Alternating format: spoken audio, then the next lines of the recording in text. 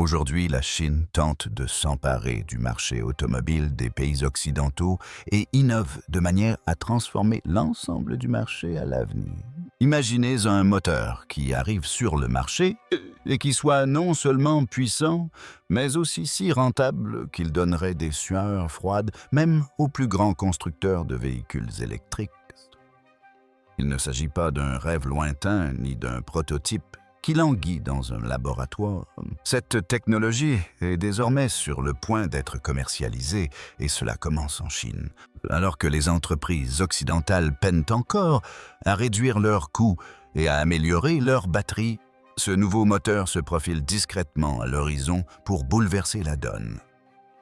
La question est de savoir s'il est réellement assez puissant pour perturber les stratégies de Tesla B et XD et autres grands noms du secteur. Les véhicules électriques deviendront-ils la solution miracle ou cette nouvelle technologie va-t-elle bouleverser tout le paysage automobile?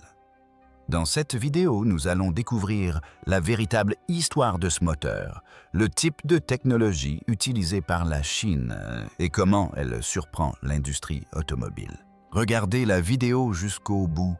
Avant de continuer, abonnez-vous à la chaîne pour être parmi les premiers à voir ce genre de vidéo.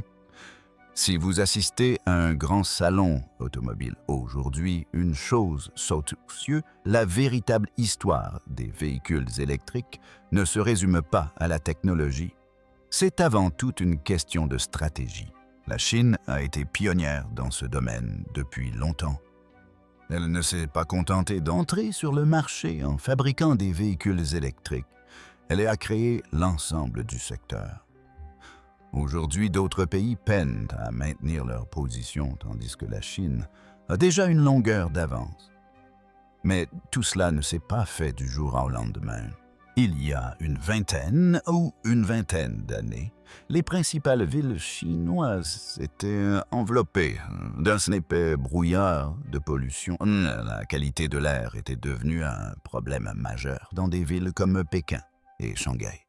De plus, les importations massives de pétrole pesaient lourdement sur l'économie du pays. Et à cette époque, la Chine a compris que pour assurer son avenir, son système énergétique devait évoluer. C'est dans ce contexte que la mobilité électrique a été envisagée comme un projet à long terme. Au départ, personne ne croyait que les voitures électriques se démocratiseraient. Les batteries étaient chères, l'autonomie limitée et les bornes de recharge quasi inexistantes. Mais le gouvernement a pris le risque. En 2001, dans le cadre du programme 863, des investissements massifs ont été lancés dans les secteurs des technologies propres et de haute technologie. Par la suite, la politique relative aux véhicules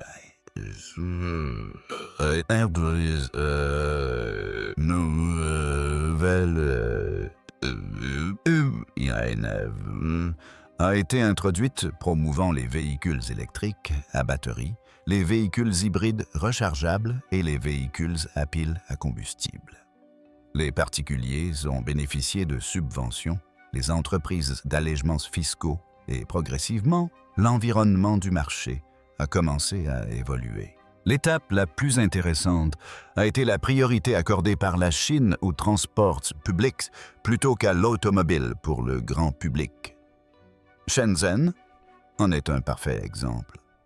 Cette ville s'est fixée pour objectif de convertir l'intégralité de sa flotte de bus à l'électrique.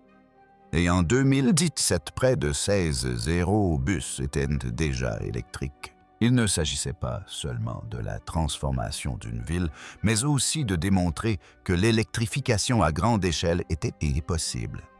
Elle a permis de réduire la pollution et a donné confiance à d'autres villes. C'est dans ce contexte qu'en 2017, le système de double crédit a été mis en place. En vertu de cette réglementation, les constructeurs automobiles étaient tenus de produire un certain nombre de véhicules électriques. S'ils n'atteignaient pas cet objectif, ils devaient ajouter des crédits auprès d'autres entreprises. Les entreprises se sont donc retrouvées face à un dilemme, produire des véhicules électriques ou subir des pertes. Il en a résulté une montée en puissance rapide des marques locales, une augmentation de la production et une baisse des coûts. Parallèlement, la Chine a mis en place un autre rempart important, son infrastructure de recharge. Aujourd'hui, des millions de bornes de recharge sont présentes dans tout le pays. Dans les grandes villes, on a trouvé une borne de recharge est aussi facile que de trouver une station-service. Cela a considérablement réduit la crainte des utilisateurs quant à l'autonomie de leur véhicule. Ce n'est que lorsqu'on est certain de pouvoir recharger en cours de route qu'on se sent à l'aise pour acheter un véhicule électrique. La Chine a d'abord instauré cette confiance, puis a commercialisé les véhicules. Vient maintenant le véritable enjeu, la batterie. Le nerf de la guerre d'un véhicule électrique, c'est sa batterie, et la Chine occupe une position dominante dans ce domaine. Des entreprises comme CATL et BYD répondent non seulement aux besoins nationaux, mais fournissent également des batteries à l'Europe et aux États-Unis. Or, maîtriser la fabrication des batteries et la chaîne d'approvisionnement confère automatiquement une influence plus importante au sein de l'industrie. C'est pourquoi la stratégie chinoise ne se limite pas à la production automobile. Elle a établi un contrôle sur l'ensemble de la chaîne des matières premières au véhicule final. Aujourd'hui, la part des véhicules électriques dans les ventes de voitures neuves en Chine atteint souvent près de 40%. Il y a encore quelques années, ce chiffre semblait irréalisable. Mais des politiques ciblées, des subventions et des investissements massifs ont permis d'en faire une réalité. Désormais, les entreprises chinoises ne sont plus limitées à leur propre pays. Ils s'étendent rapidement à d'autres marchés en Europe, en Amérique latine et en Asie. Et dans de nombreux endroits, ils concurrencent directement les marques traditionnelles. Voyez la technologie de pointe des moteurs chinois. Imaginez un moteur de voiture électrique si puissant et abordable qu'il pourrait bouleverser tout le secteur des véhicules électriques.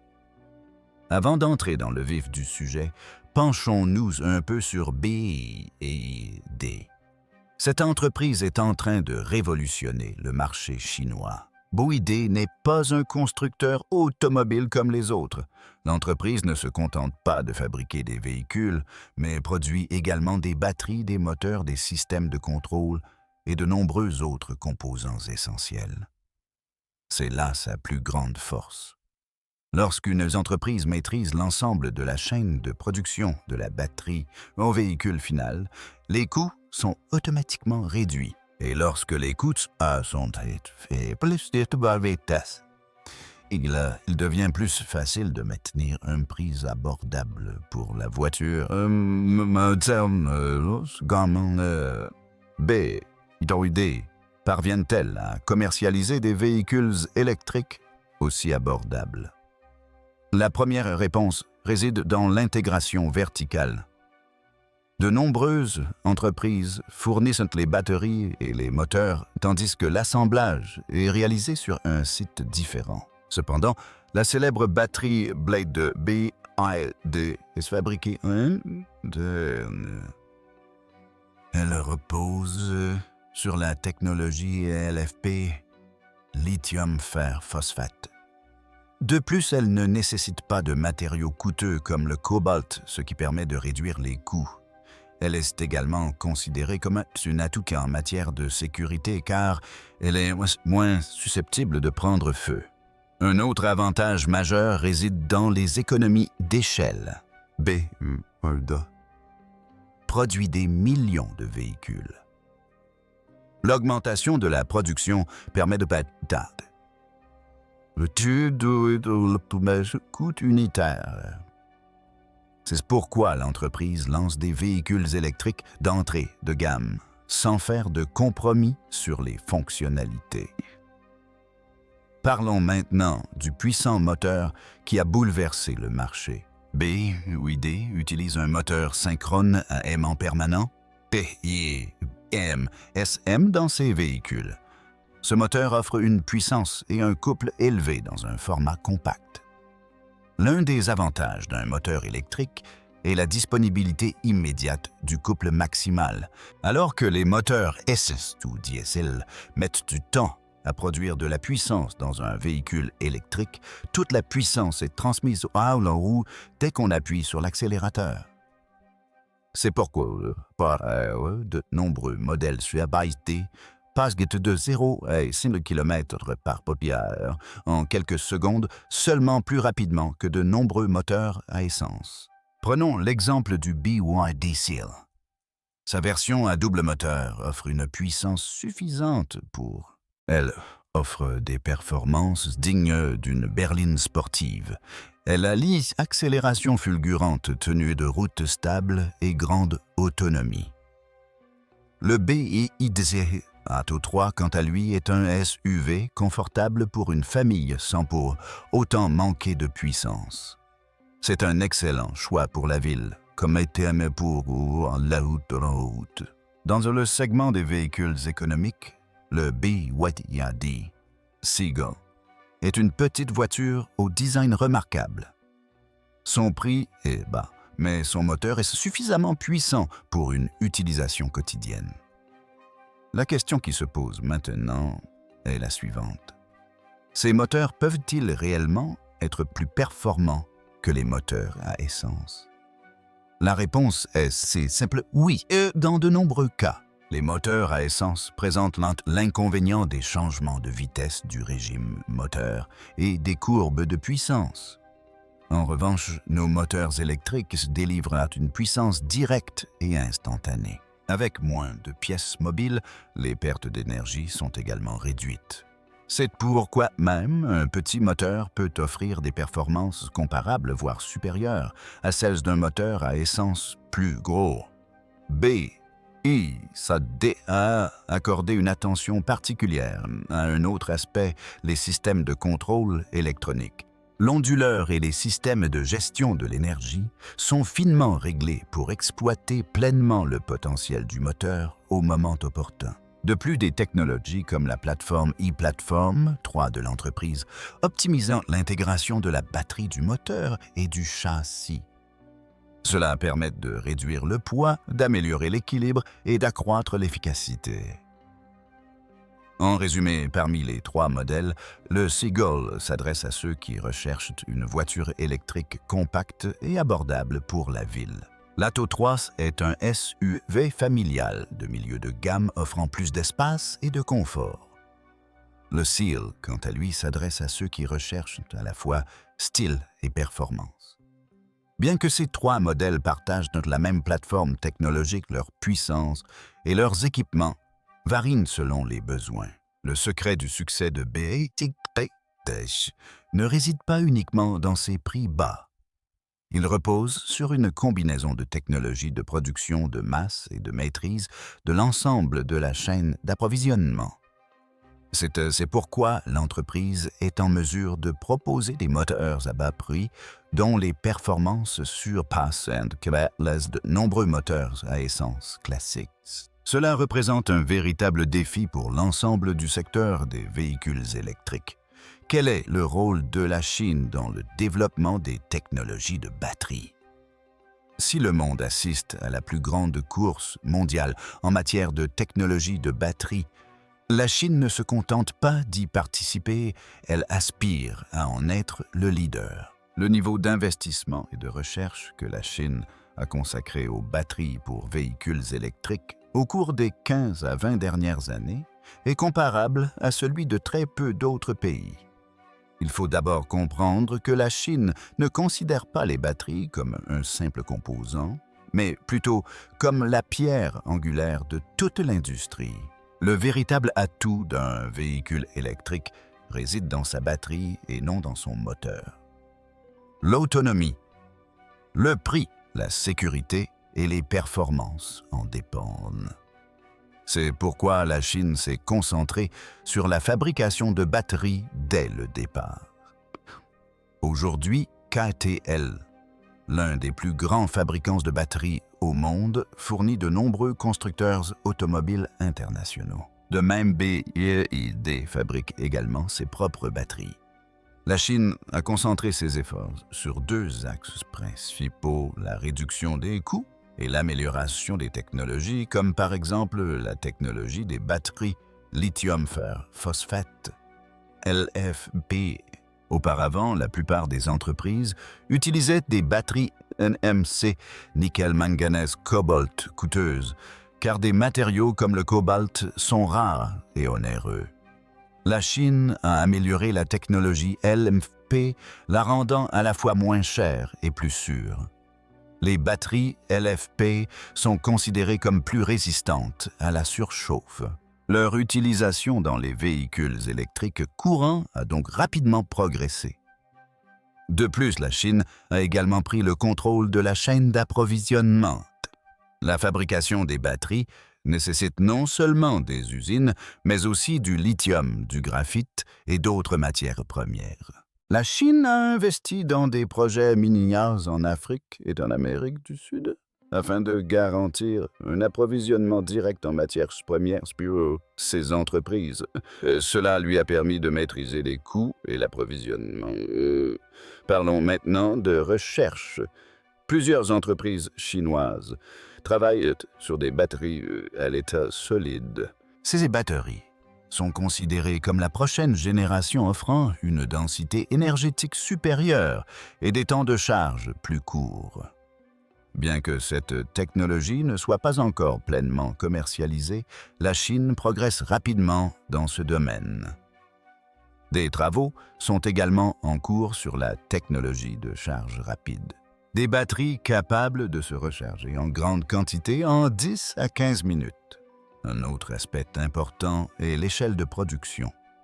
Ainsi, la Chine n'a pas seulement développé cette technologie, mais l'a également mise en œuvre à grande échelle.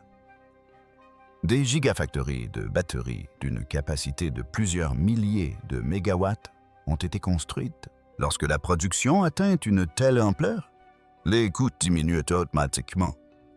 C'est pourquoi les prix des véhicules électriques chinois sont souvent inférieurs à ceux des autres constructeurs. Le soutien du gouvernement chinois a également joué un rôle majeur.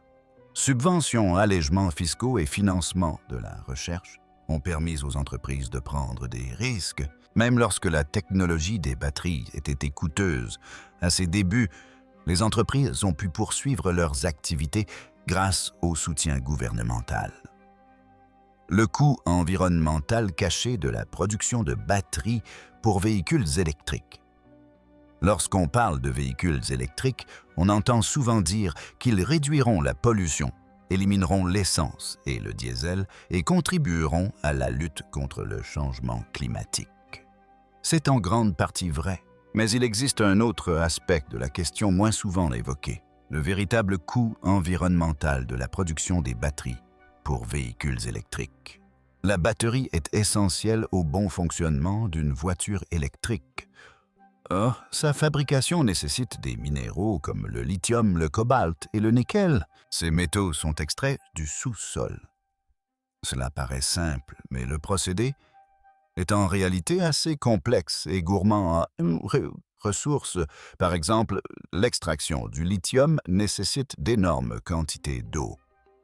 Dans certaines régions, des millions de litres d'eau sont utilisés pour extraire une seule tonne de lithium. Dans des régions déjà confrontées à la pénurie d'eau, cela a un impact direct sur les populations locales et l'agriculture. Ce problème a été observé dans certaines parties de l'Amérique du Sud et de la Chine.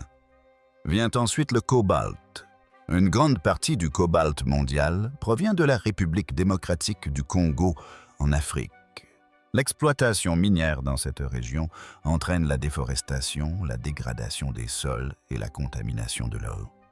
Par conséquent, même si un véhicule électrique n'émet pas de fumée, le processus de fabrication de sa batterie n'est pas entièrement écologique. Le rôle de la Chine est ici crucial, car elle est un leader dans la fabrication de batteries. Des entreprises comme CATL et BYD AED fournissent des batteries aux fabricants de véhicules électriques du monde entier.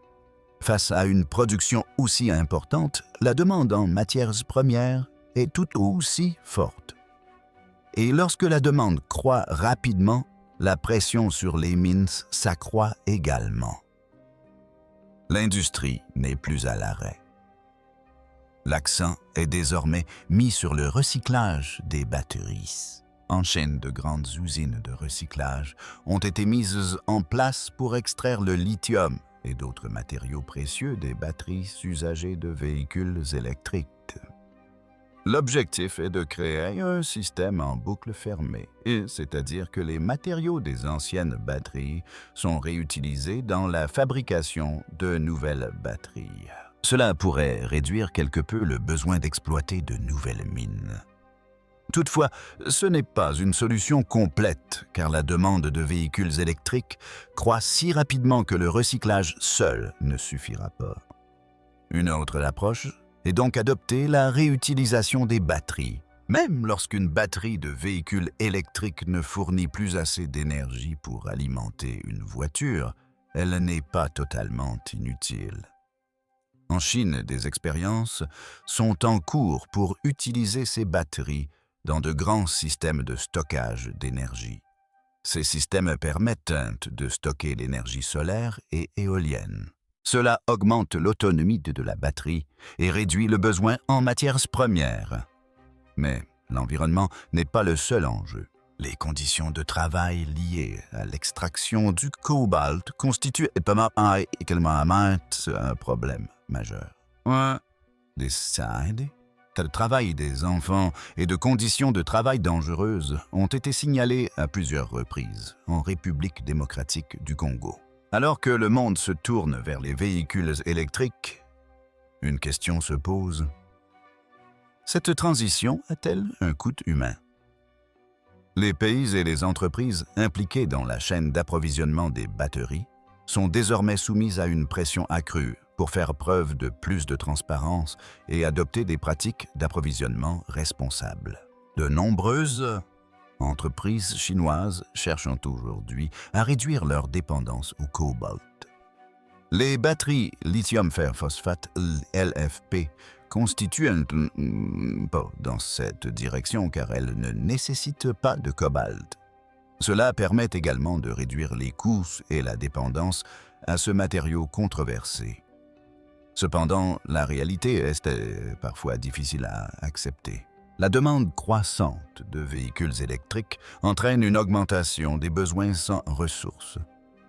Chaque nouvelle voiture électrique implique davantage d'extraction minière, une consommation de choix accrue et une pression plus forte sur les régions productrices de ces minéraux. Cela ne signifie pas pour autant que les véhicules électriques représentent une erreur. Il s'agit plutôt d'un rappel que la voie vers un avenir plus vert n'est ni simple ni évidente. Pour parvenir à un avenir véritablement durable, la technologie des batteries doit devenir plus propre, plus recyclable et moins gourmande en ressources. Autrement, tout en réduisant la pollution routière, nous risquons de créer un nouveau problème souterrain. L'influence de la Chine sur le marché automobile mondial. Si l'on observe le marché automobile mondial actuel, une chose est claire, les voitures chinoises ne se limitent plus à la Chine. Auparavant, on considérait comme allant de soi la qualité des voitures fabriquées en Chine. Mais aujourd'hui, ces mêmes voitures sont présentes en Europe, en Asie, en Amérique latine et même en Australie. La question est comment les entreprises chinoises parviennent-elles à tirer profit du marché mondial? Commençons par parler des prix. Le principal atout des entreprises chinoises réside dans leurs coûts élevés, plus de fonctionnalités à moindre coût. Lorsqu'un client constate qu'il bénéficie d'une grande autonomie, d'un grand écran, de fonctionnalités de sécurité avancées et d'un design soigné à un prix abordable, il privilégie le rapport qualité-prix à la marque. C'est la stratégie adoptée par des entreprises comme BYD. Ils ont lancé des véhicules électriques abordables mais dotés de technologies de pointe, incitant même les clients ordinaires à envisager l'achat d'une voiture électrique. La deuxième raison majeure est le contrôle des batteries. Des entreprises chinoises, comme CATL, fournissent des batteries aux principaux constructeurs automobiles mondiaux. Lorsque vous maîtrisez parfaitement la technologie des batteries, vous pouvez mieux gérer à la fois les prix et l'approvisionnement. C'est pourquoi les véhicules électriques chinois sont souvent moins chers que les marques européennes ou américaines. À présent, intéressons-nous, aux pays où les entreprises chinoises sont présentes. En Europe, des sociétés comme BYD, désormais propriété chinoise,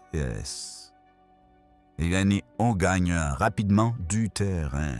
Les ventes de véhicules électriques chinois sont en hausse dans des pays comme l'Allemagne, la France, les Pays-Bas, la Norvège et le Royaume-Uni.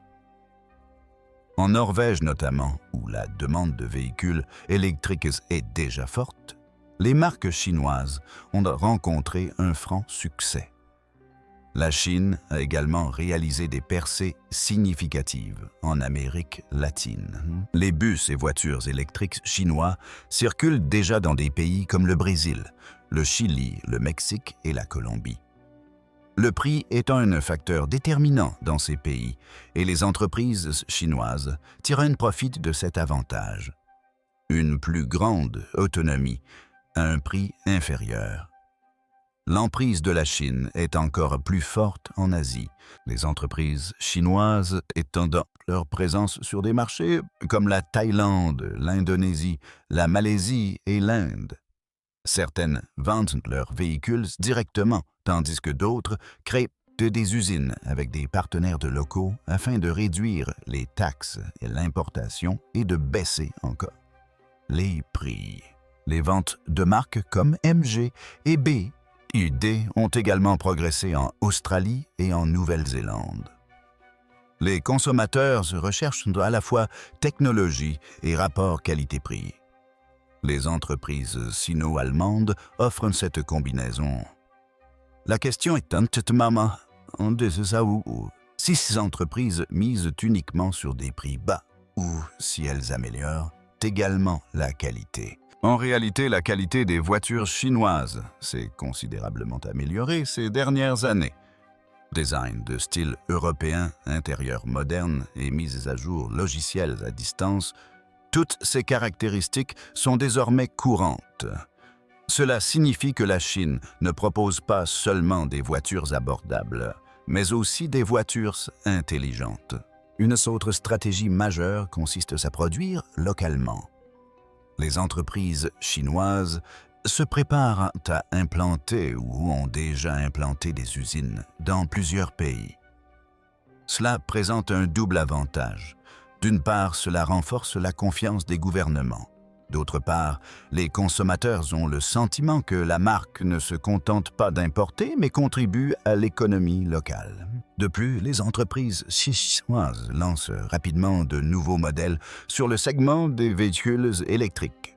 Alors que les entreprises traditionnelles commercialisent généralement un seul modèle pendant plusieurs années, les entreprises chinoises publient des mises à jour et de nouvelles versions chaque année. Cela dynamise le marché. Cependant, le chemin n'est pas sans embûches. Des problèmes de sécurité et de confidentialité des données ont été soulevés dans certains pays. Les véhicules électriques chinois rencontrent des difficultés pour pénétrer des marchés comme celui des États-Unis. Néanmoins, leur développement en Europe et en Asie ne ralentit pas. Les constructeurs automobiles chinois s'adaptent au marché mondial grâce à 3 initiatives clés des prix. Une technologie de batterie performante et une innovation rapide. De plus, en établissant des partenariats et des usines locales, ils se positionnent comme des marques locales et non étrangères. Aujourd'hui, les entreprises chinoises ne se contentent pas de rivaliser, elles redéfinissent les règles du jeu sur de nombreux marchés. Les batteries à électrolyte solide représentent la prochaine avancée majeure de la Chine dans le domaine des véhicules électriques. La question cruciale qui se pose aujourd'hui dans le monde des véhicules électriques sans doute quelle sera la prochaine grande révolution. La plupart des véhicules électriques actuellement en circulation sont équipés de batteries lithium-ion. Celles-ci sont performantes, mais présentent aussi des limitations temps de charge, sécurité et autonomie sont limitées. C'est dans ce contexte que les batteries à l'état solide font leur apparition et la Chine développe rapidement cette technologie. Commençons par expliquer ce qu'est une batterie à l'état solide. Les batteries actuelles contiennent un électrolyte liquide, une substance chimique liquide qui conduit le courant électrique. Dans les batteries à l'état solide, cette fonction est assurée par un matériau solide. Cela peut paraître un détail, mais la différence est en réalité significative. Le principal avantage réside dans sa densité énergétique supérieure, permettant de stocker davantage d'énergie dans une batterie de même taille. Si cette technologie s'avère pleinement efficace, l'autonomie des véhicules électriques pourrait augmenter considérablement. Alors qu'une autonomie de 400 à 500 km est considérée comme la norme, aujourd'hui, une autonomie de 700 à 800 km, voire plus, serait envisageable. Grâce aux batteries à semi-conducteurs, cela permettrait de réduire considérablement l'angoisse liée à l'autonomie. Un autre avantage majeur réside dans la sécurité.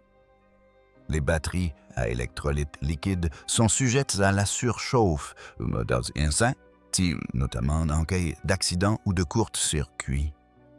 L'électrolyte solide permet de réduire ce risque, ce qui rend la batterie plus performante et plus sûre. Une question se pose, quel est le plus de la Chine dans ce contexte? La Chine est déjà un leader mondial dans la fabrication de batteries. Des entreprises comme CATL et BYD jouent un rôle majeur dans le domaine des batteries lithium-ion. Aujourd'hui, ces entreprises et plusieurs startups mènent des recherches sur la technologie des batteries à l'état solide. Le gouvernement chinois apporte également un soutien financier et logistique dans ce domaine, reconnaissant que la maîtrise des batteries de nouvelle génération renforcera encore sa position sur le marché des véhicules électriques. La stratégie de la Chine ne se limite pas à la recherche en laboratoire. La Chine s'efforce de commercialiser les batteries à l'état solide le plus rapidement possible. Cela implique non seulement la production de prototypes, mais aussi une production de masse. C'est là sa force l'échelle. Si la Chine industrialise une technologie, les coûts diminuent rapidement. Cependant, il est également vrai que les batteries à l'état solide ne constituent pas encore une technologie pleinement développée. Ils se sont confrontés à de nombreux défis. Les matériaux sont coûteux, le processus de production est complexe et la durée de vie reste à prouver. La Chine travaille sans relâche à relever ces défis. Selon certaines sources, des véhicules équipés de batteries à semi-conducteurs pourraient être commercialisés d'ici quelques années. Elles seront coûteuses au départ, mais si la Chine parvient à les produire à grande échelle, leur prix pourrait progressivement baisser, comme ce fut le cas pour les batteries lithium-ion. Il ne s'agit pas seulement d'autonomie ou de sécurité. Les batteries à semi-conducteurs permettent d'alléger les véhicules électriques et d'offrir plus de puissance dans un format plus compact. Cela pourrait également améliorer les performances du véhicule. Accélération plus rapide. Meilleur équilibre et temps de charge plus court, Ces avantages s'accumulent. Dans une perspective plus large, les batteries à semi-conducteurs représentent non seulement une technologie, mais aussi une opportunité stratégique pour la Chine. Actuellement, de nombreux pays, dont les États-Unis, le Japon et l'Europe, se livrent une concurrence féroce dans le secteur des véhicules électriques. Mais si la Chine prend la tête du développement des batteries de nouvelle génération, sa domination mondiale s'en trouvera encore renforcée. Les batteries à semi-conducteurs pourraient constituer la prochaine grande avancée dans le monde des véhicules électriques. Et la Chine est bien placée pour franchir cette étape en premier et à grande échelle. La course est toujours en cours, mais si la Chine met en œuvre avec succès son ancienne stratégie, recherche, soutien gouvernemental et production de masse, le prochain chapitre de la technologie des véhicules électriques pourrait bien lui appartenir. Pour recevoir des informations pertinentes sur la technologie et les véhicules électriques, présenté dans un langage simple, abonnez-vous dès maintenant à la chaîne pour être parmi les premiers à voir chaque nouvelle mise à jour et garder une longueur d'avance.